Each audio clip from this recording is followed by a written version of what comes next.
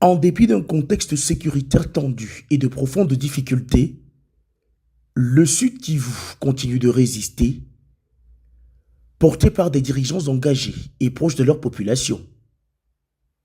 Ce lundi, le gouverneur de la province, le professeur Son Excellence Jean-Jacques Porosi Sadiki, a lancé officiellement les épreuves hors session des examens d'État édition 2025 au centre Mwanga, à Ouvira, devant des dizaines de finalistes, des enseignants, des inspecteurs de l'EPST, ainsi que la ministre provinciale de l'Éducation. Plus de 70 000 élèves finalistes sont attendus dans les différents centres de passation répartis sur toute l'étendue du Sud Kivu.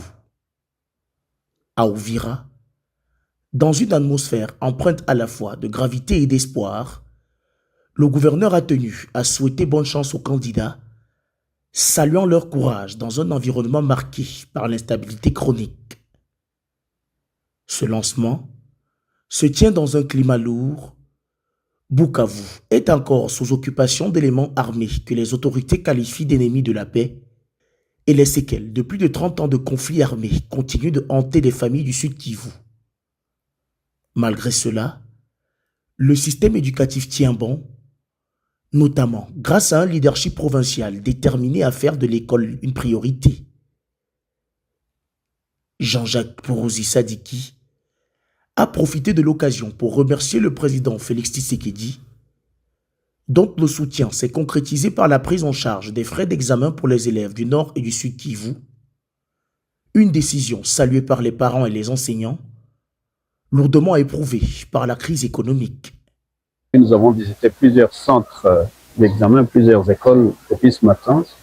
Tout se passe très bien grâce à l'intervention du président de la République, que nous remercions très sincèrement. 5 dollars américains par parent, ce sont des millions de dollars américains que le gouvernement congolais s'est privé pour pouvoir soulager les problèmes qui pèsent sur les familles et les parents, mais aussi les élèves des zones occupées par l'ennemi. Après la cérémonie à Ouvira, le gouverneur n'a pas quitté le terrain.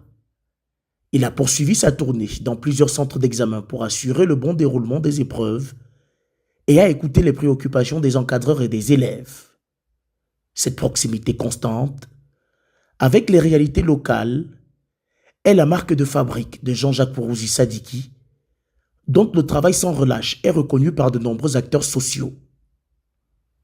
En soutenant les examens d'État et en multipliant les efforts pour maintenir l'école ouverte dans des zones difficiles, le gouvernement provincial montre que l'éducation est un rempart contre l'ignorance, la pauvreté et les violences armées.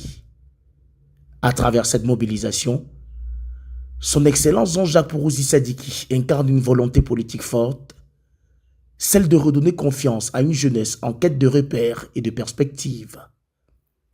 Alors que les épreuves hors session se poursuivent dans tout le Sud Kivu, la mobilisation des autorités provinciales envoie un signal clair.